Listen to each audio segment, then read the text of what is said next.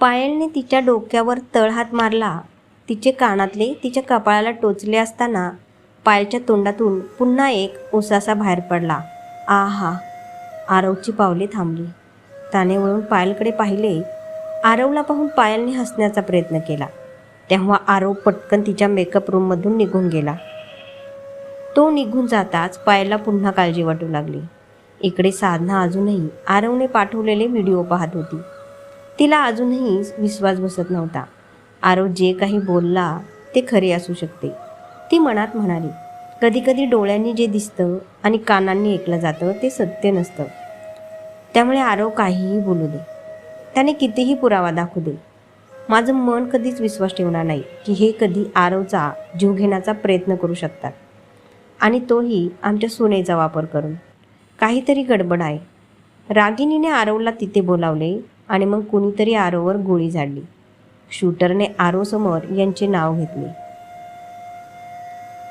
असे तर नाही की कोणी तिसरा आरव आणि यांच्या शत्रुत्वाचा फायदा घेत आहे, पण कोण असू शकतो? असे म्हणत साधना विचारात गढून गेली आणि म्हणाली, रागिनीने आरवला तिथं बोलावलं होतं, मग हे सगळं करून घेणारी रागिनीच असेल का? त्यांना काहीही सांगण्यापूर्वी मला रागिनीशी बोलायचे आहे, कारण रागिनी या शत्रुत्वाला खतपाणी घालून आरवला इजा करू शकते. मला तिच्याशी बोलावे लागेल, आणि जर ती या सगळ्याच्या मागे असेल तर तिला आज आणि आत्ता इथून जावे लागेल. साधना पटकन चालत रागिनीच्या खोलीत पोचली, पण रागिनी तिथे नव्हती. साधनाने लगेच रागिनीला फोन केला, पण रागिनीचा फोन बंद होता. ती पुन्हा तिच्या खोलीत आली आणि काळजीत पडली आणि आरवच्या बोलण्याचा विचार करू लागली. तेवढ्यात अर्जुन तिथे आला. त्याला पाहताच साधनाने विचारले, मी तुमच्यासाठी चहा आणू का? माझ्यासाठी कुठून तरी विष आण साधना. अर्जुन सोफ्यावर बसत अस्वस्थपणे म्हणाला. साधनाने डोळे बंद केले आणि स्वतःवर नियंत्रण ठेवले आणि अर्जुनजवळ येऊन बसली आणि म्हणाली, असे बोलू नका. आपण ज्या इंडस्ट्रीत आहोत हे सगळं तिथे सामान्य आहे. कालांतराने सर्व काही स्वतःहून ठीक होईल. अर्जुन तिच्याकडे पाहत म्हणाला, साधना, मला महापौरपदाची निवडणूक लढवायची आहे. हे तू का पुन्हा पुन्हा विसरतेस? काही दिवसात पक्षाकडून तिकीट वाटप होणार असून महापौरपदाची निवडणूक लढवण्यासाठी पक्ष त्यांना तिकीट देणार आहे. लोकांसमोर ज्यांची प्रतिमा चांगली असेल, पण आपल्या सुनेने आपली प्रतिमा खराब केली आहे. आपल्या मुलाला त्याच्या मूर्खपणात साथ देऊन मी माझ्या आयुष्यातील सर्वात मोठी चूक केली आहे. आपल्या कबीरसाठी रागिनी कधीच योग्य नव्हती, पण तरीही आपला कबीर हा कोणत्याही स्त्रीच्या तालावर नाचणारा नाही. या विचाराने मी या लग्नाला होकार दिला. तो रागिनीला चांगल्या प्रकारे हाताळेल आणि तिला ताब्यात ठेवेल, पण कबीर आपल्या पत्नीवर नियंत्रण ठेवू शकला नाही. समजत नाही मी गेल्यावर कबीर शेखावत साम्राज्य कसे सांभाळणार आहे. आज आमचं नशीब थोडं चांगलं होतं की आरवने मध्येच त्याची प्रेस कॉन्फरन्स थांबवली, नाहीतर आज त्याने आपल्या इज्जतीचा लिलाव केलाच होता. मला तुम्हाला काहीतरी दाखवायचे आहे, साधना म्हणाली. अर्जुनने ताबडतोब साधनाकडे पाहिलं, पण साधनाला काही विचारायच्या आधीच साधनाने त्याला आरवने पाठवलेली व्हिडिओ क्लिप दाखवली. अर्जुननेही साधनाकडे पाहिलं आणि काहीच न बोलता तिच्या हातातून फोन घेतला आणि व्हिडिओ फुटेज पाहू लागला. तेव्हा साधना म्हणाली, काल संध्याकाळी जेव्हा रागिनी आरवला भेटायला गेली होती, ही क्लिप त्याच भेटीची आहे. अर्जुनने तिच्याकडे आश्चर्याने पाहिले आणि तो फुटेज पाहू लागला. आरववर गोळी चालवलेली पाहून त्याला आश्चर्य वाटले, पण गोळी झाडणाऱ्याच्या तोंडून त्याचे नाव येताच त्याच्या चेहऱ्याचा रंग उडाला. तेव्हा साधना म्हणाली, आज मी आरवशी बोलले. माझ्या रिक्वेस्टवरूनच त्याने प्रेस कॉन्फरन्समध्येच थांबवली. साधना असे बोलताच अर्जुन रागाने उभा राहिला आणि त्याने फोनवरून कोणाला तरी फोन केला. साधना त्याच्या अशा रिॲक्शनमुळे आश्चर्यचकित झाली. दुसऱ्या टोकाकडून फोन रिसीव्ह होताच तो म्हणाला, मी एका माणसाचा फोटो पाठवत आहे. पुढच्या 24 तासात मला तो माणूस माझ्या समोर हवा आहे. यस सर, असे म्हणताच अर्जुनने आरवने पाठवलेल्या व्हिडिओ क्लिपमधील त्या माणसाचा फोटो त्याच्या माणसाला पाठवला आणि साधनाचा फोन तिला देऊन तिथून निघू लागला. तेव्हा साधना म्हणाली, कुणीतरी आरववर गोळीबार केला आणि तुमचे नाव घेतले, आणि आरव माझ्या सांगण्यावरून प्रेस कॉन्फरन्स थांबवली. याने तुम्हाला काही फरक पडला नाही का? अर्जुनने साधनाकडे मागे वळून पाहत हसण्याचा प्रयत्न केला आणि म्हणाला, तू खूप चांगली आहेस साधना, म्हणूनच तुला वाटतं की सारं जग तुझ्यासारखं चांगलं आहे, पण तसं नाही. या जगात लोक स्वतःच्या स्वार्थासाठी स्वतःच्या लोकांचा जीव देखील घेतात, तर मग स्वतःवरच गोळी घालणे कठीण काम नाही. साधना आश्चर्याने त्याच्याकडे बघू लागली. तेव्हा अर्जुन तिच्याजवळ आला आणि म्हणाला, रागिणीने आरवला भेटायला बोलावले, तेव्हा आपल्याला कसे अडकवायचे यासाठी त्याने हे सगळं नियोजन केले असावे. मग आजपर्यंत आरवने हा व्हिडिओ व्हायरल का केला नाही? साधनाने रागाने विचारले. तेव्हा अर्जुनने उत्तर दिले, कारण आपल्याला बदनाम करण्याचे काम आपल्या सुनेनेच त्याच्यासाठी केले आहे. तेव्हा त्याने विचार केला असेल, जेव्हा मला महापौर पदाच्या निवडणुकीचे तिकीट मिळेल तेव्हा माझी राजकीय कारकीर्द उद्ध्वस्त करण्यासाठी तो त्याचा वापर करेल, कारण त्याच्या जीवनाचे एकच ध्येय आहे, माझा विनाश. एवढं बोलून अर्जुन तिथून निघू लागला. पण काही पावलं चालल्यावर तो मागे वळला आणि साधनाकडे बघत म्हणाला, आणि त्याने तुझे म्हणणे मान्य केले आणि प्रेस कॉन्फरन्स थांबवली, जेणेकरून तो तुझ्या नजरेत उठेल आणि तुला माझ्या विरुद्ध करून माझ्यापासून कायमची दूर करेल. पण मी तुला हे सगळं का समजावतोय? तुझा माझ्यापेक्षा आरववर जास्त विश्वास आहे, त्यामुळे तू फक्त आरवच्याच बोलण्यावर विश्वास ठेवशील, माझ्यावर नाही, हो ना? साधना काही बोलू शकली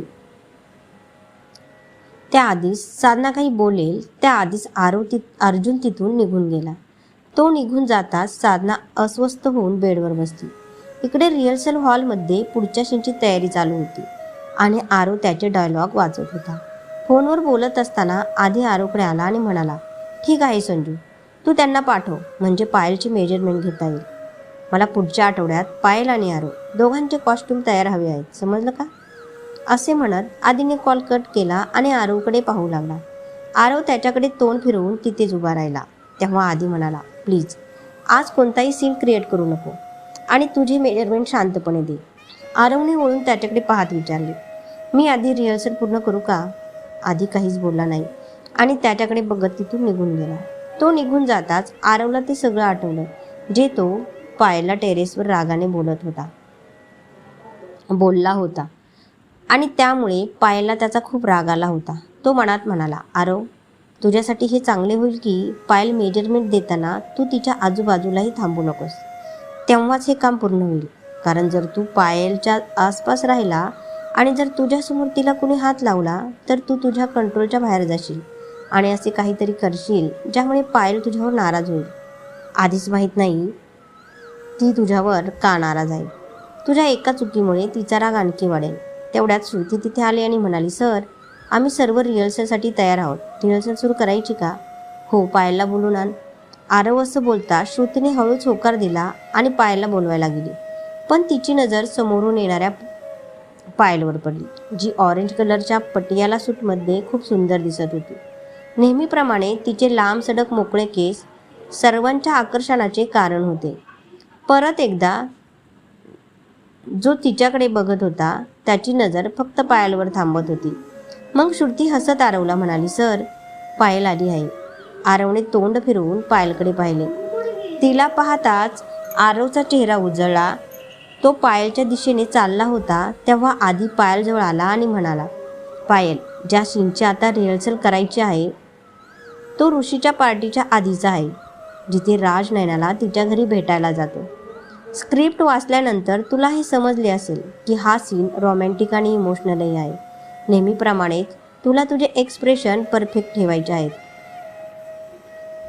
आणि सीन एकाच वेळी ओके करायचा आहे, जेणेकरून 2-3 वेळातच हा सीन परफेक्ट करून आपण पुढे जाऊ. हो सर, असे बोलून पायल हसली. आधीने हसून तिच्या हातावर हात ठेवला आणि तिथून निघून गेला. आधी तिथून निघताच पायलची नजर आरवच्या नजरेस पडली. तिची पावले हळूहळू आरवच्या दिशेने जाऊ लागली. तिच्याकडे बघत आरवही पायलच्या दिशेने येऊ लागला. पायल जवळ येताच तो तिला काहीतरी बोलणार होता तेवढ्या श्रुती तिला पकडून तिथून घेऊन जाताना म्हणाली, पायल, चल माझ्यासोबत, मला तुला काहीतरी दाखवायचे आहे. आरव आणि पायल दोघे काही बोलायच्या आधी श्रुतीने पायलला तिथून नेले. मग आधी माईकवर म्हणाला, आरव, पायल, तुम्ही दोघं आपापल्या जागी या, आपण रिहर्सल सुरू करू.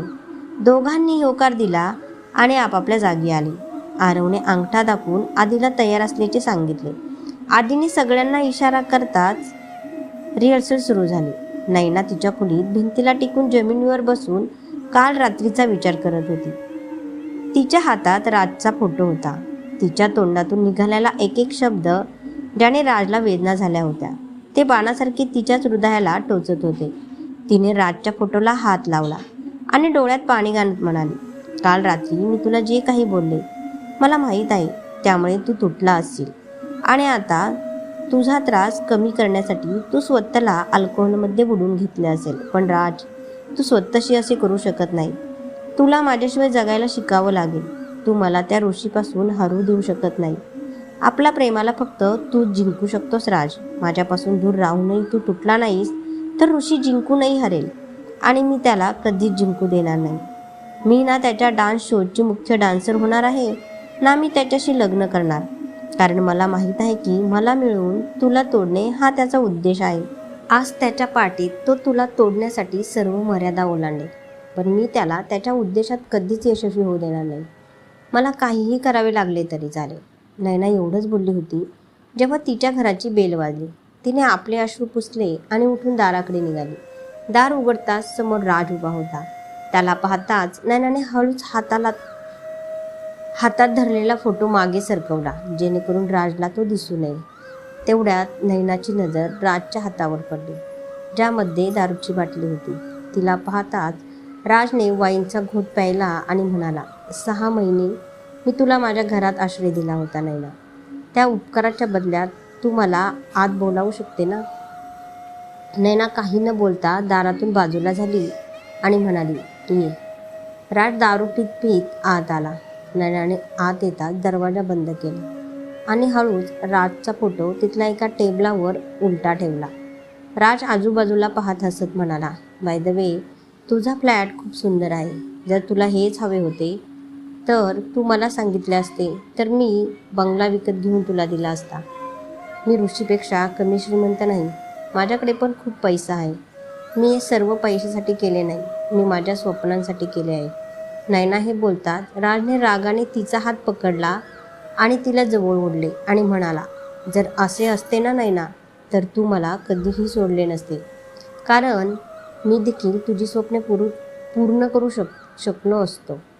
आणि कदाचित तू विसरले आहेस की ऋषीच्या ज्या डान्स शोसाठी तू मला सोडले आहे, त्याने तुला त्याच्या शोमधून बाहेरचा रस्ता दाखवला होता. मला तुला त्याचे कारण सांगायची गरज नाही.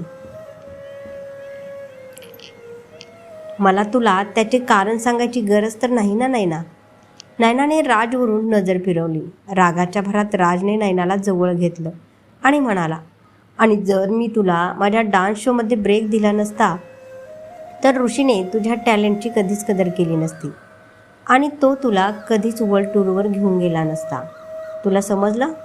असे म्हणत राजने नैनाला त्याच्यापासून दूर ढकलले. नैना स्वतःवर नियंत्रण ठेवू शकली नाही आणि टेबलावर आपटली. टेबलाच्या कोपऱ्याने तिच्या डोक्याला मार लागला. आऊच! नैनाने एक उसासा सोडताच राजने त्याच्या हातातून दारूची बाटली सोडली आणि तो नैनाकडे धावला. जेव्हा त्याने नैनाला पकडले तेव्हा त्याला तिच्या कपाळावर जखम दिसली. त्याने नैनाच्या डोळ्यात पाहिले तेव्हा त्याला तिच्या डोळ्यात वेदना दिसत होत्या. काश की मला हे कळले असते नैना. तुझ्या डोळ्यात दिसणारी वेदना ही या दुखापतीची आहे की माझ्यापासून दूर होण्याची? राज असे बोलताच नैना डोळे खाली करून म्हणाली, या प्रश्नाचे उत्तर तुला माहीत नसणेच तुझ्यासाठी चांगले असेल राज. एवढं बोलून नैना निघू लागली, पण राजने तिला पुन्हा पकडून भिंतीवर टेकवलं आणि म्हणाला, तुला रक्त येत आहे. नैना एकटक राजच्या डोळ्यात पाहू लागली. तिच्या डोळ्यात बघत राजने खिशातून रुमाल काढला आणि कपाळावरची जखम साफ करू लागला. नैना अजूनही त्याच्याकडे बघत होती. नैनाने वेदनेने डोळे मिटले. राजने तिला वेदना होत असल्याचे पाहून आपले ओठ तिच्या जखमेजवळ आणले आणि नंतर तिच्या जखमेवर फुंकर मारण्यास सुरुवात केली. नैनाने डोळे उघडले आणि तिरकस नजरेने राजकडे पाहू लागली. राजसुद्धा क्षणभर आपली सर्व नाराजी विसरून तिच्याकडे मोठ्या प्रेमाने पाहू लागला. त्याचा रुमाल हातातून जमिनीवर पडला. राजने हळूच नैनाच्या चेहऱ्याला हाताने स्पर्श केला तेव्हा तिच्या डोळ्यातून अश्रू वाहू लागले. तुला माहीत आहे ना नैना की मी तुझ्या डोळ्यात अश्रू पाहू शकत नाही, राज हळूवारपणे म्हणाला. नैना काहीच बोलू शकली नाही. तिच्या चेहऱ्यावर नुसतं हसू उमटलं. तिने हात पुढे करून राजच्या चेहऱ्याला स्पर्श केला. राजने तिला आपल्या मिठीत घेतले. नैनाही त्याच्या मिठीत सामावली. काही वेळाने राजने नैनाकडे पाहिले. त्याने तिच्या चेहऱ्यावरून तिचे केस काढले आणि तिच्या कपाळाची चुंबन घेतली आणि म्हणाला, नैना, मला माहीत आहे की तू माझ्याशिवाय राहू शकणार नाहीस. तू मला सोडून त्या ऋषीकडे कधीच जाणार नाहीस. ऋषीचे नाव ऐकताच नैनाला आठवले की राजचे आई वडील ऋषीच्या ताब्यात आहेत आणि जर तिने राजला तिच्यापासून दूर केले नाही तर तो त्यांना मारून टाकेल. नैनाने राजला स्वतःपासून दूर ढकलले आणि म्हणाली, माझ्यासाठी माझ्या स्वप्नांपेक्षा महत्त्वाचे काही नाही राज, आणि हे मी तुला काल रात्रीच सांगितले आहे. त्यामुळे तू माझे विचार तुझ्या हृदयातून आणि मनातून कायमचे काढून टाकलेस तर बरे होईल. नैना असे म्हणताच राजने रागाने तिचा हात धरला आणि म्हणाला, नैना, तू मला तुझ्या हृदयातले सांगितले आहेस, परंतु मला वाटते मी तुला माझ्या हृदयातले सांगितले नाही.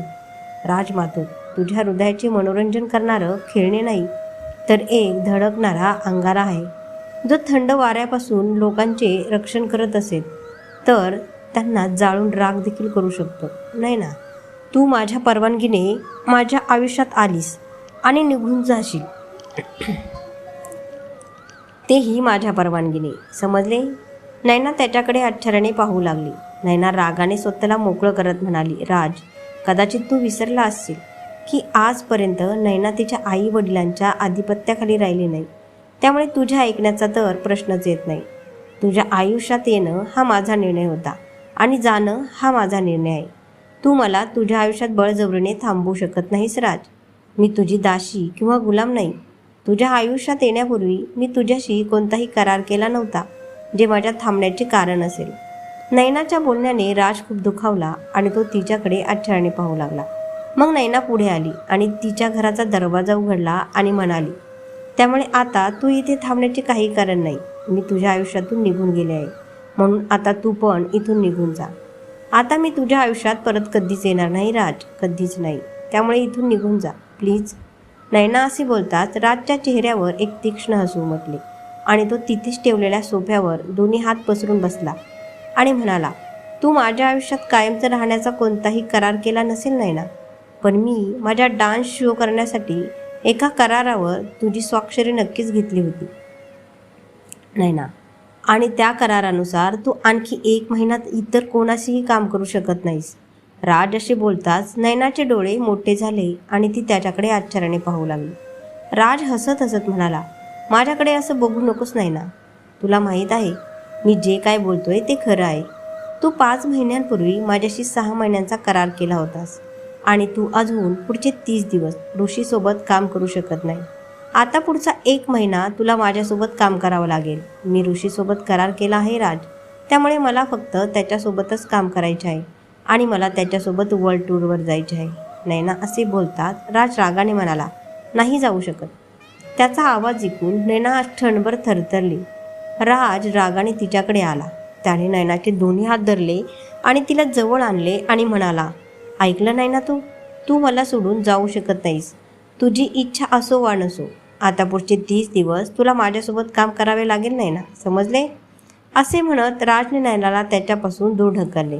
त्याने आपल्या कोटातून काही पेपर काढले आणि नैनाच्या तळ हातावर ठेवले आणि म्हणाला, तू पण काळजीपूर्वक पाहा नैना आणि त्या ऋषीला देखील दाखव, कारण त्याला माझे बोलणे खरे वाटणार नाही. त्याला फक्त कॉन्ट्रॅक्ट पेपरची भाषा समजेल.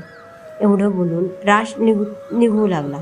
पण काही पावलं चालल्यानंतर त्याची पावलं थांबली आणि तो वळला आणि नैनाला म्हणाला, नैना, तयार राहा. संध्याकाळी ठीक 7 वाजता आज आपल्या डान्स शोची सक्सेस पार्टी आहे आणि तुला यायचं आहे माझ्याबरोबर. ते काय आहे ना, तुझ्याशिवाय पार्टीत माझे मन लागणार नाही. पायल त्याच्याकडे रडलेल्या डोळ्यांनी पाहू लागली, पण राज रागात तिथून निघून गेला. तो निघून जाताच नैना जमिनीवर बसून रडू लागली. काही वेळ ती रडल्यानंतर सर्वांनी टाळ्या वाजवायला सुरुवात केली. सगळ्यांना टाळ्या वाजवताना पाहून पायलच्या चेहऱ्यावर हसू उमटलं. जेव्हा ती जमिनीवरून उठून उभी राहिली तेव्हा श्रुतीने पुढे येऊन तिला मिठी मारली आणि म्हणाली, खूप चांगला अभिनय होता नैना, खूप चांगला. बाकी सर्वजणही पायलकडे आले आणि तिचे कौतुक करू लागले. आरव पण पायलला बघून हसत होता, पण ना तो पायल जवळ आला ना काही बोलला. उलट तो त्याच्या केबिनमध्ये आला. हसत हसत पायल पुन्हा सगळ्यांशी बोलू लागली. आरव त्याच्या केबिनमध्ये आला आणि खुर्चीवर बसला असताना अचानक त्याचा फोन वाजू लागला.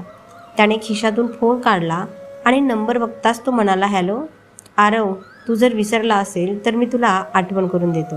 की अर्जुन शेखावतच्या विरोधात जाऊन मी तुला नाटकात पहिला ब्रेक दिला होता. ऋषीचे वडील रजत ग्रेवाल दुसऱ्या बाजूने म्हणाले. आरव ताबडतोब उभा राहिला आणि म्हणाला, मला आठवतंय सर, आणि मी हे कधीच विसरणार नाही. पण आज अचानक असं काय झालं की तुम्हाला मला याची आठवण करून द्यावी लागली? तुझी हिंमत कशी झाली आरव माझ्या मुलावर हात उचलण्याची? रजत ग्रेवालने रागाने विचारले. आरव रागाने डोळे मिटून काहीतरी बोलणारच होता की रजत ग्रेवाल पुन्हा बोलला.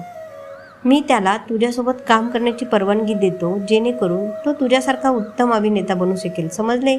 ना की तो तुझा मार खाईल, समजले? लवकरच मी त्याला माझ्या एका बिग बजेट चित्रपटातून लॉन्च करण्याचे स्वप्न पाहत आहे आणि तू माझ्या मुलावर हात उचलत आहेस. एक चांगला अभिनेता होण्यासाठी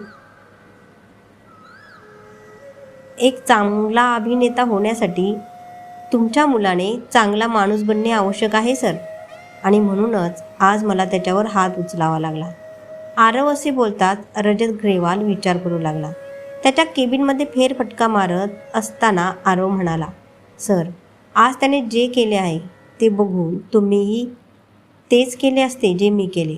असे काय केले ऋषीने? रजतने विचारले. आरवने त्याला सगळं सांगितलं. आरवचे बोलणे ऐकून रजत काळजीने म्हणाला, ऋषी इतके घृणास्पद कृत्य करू शकतो आणि तेही रिहर्सल दरम्यान इतक्या लोकांमध्ये? सर, माझ्याकडे पुरावा आहे आणि मी तुम्हाला ऋषीची कृती दाखवू शकतो, पण मला वाटत नाही की तुम्ही ते पाहावे. मी तुमचा खूप आदर करतो म्हणून मी तुम्हाला शर्मिंदा होताना पाहू शकत नाही. आरवचे बोलणे ऐकून रजत अस्वस्थ झाला. आरव पुन्हा आला आणि त्याच्या खुर्चीवर बसून म्हणाला, आय एम सॉरी सर, पण तुम्ही मला अनेक वर्षांपासून ओळखता. माझ्या रिहर्सलमध्ये कोणत्याही मुलीशी असे गैरवर्तन मला सहन होत नाही, आणि जर ऋषी तुमचा मुलगा नसता तर मी त्याला आजच माझ्या नाटकातून हाकलून दिले असते. पण मी तुमच्यामुळे त्याला वॉर्निंग देऊन सोडले आहे. थँक्यू आरव. मी ऋषीशी बोलेन. भविष्यात तो असा प्रकार पुन्हा कधीच करणार नाही, रजत ग्रेवाल म्हणाला. आरवच्या चेहऱ्यावर हसू उमटले. सर, मला तुमच्याकडून हीच अपेक्षा होती. थँक्यू.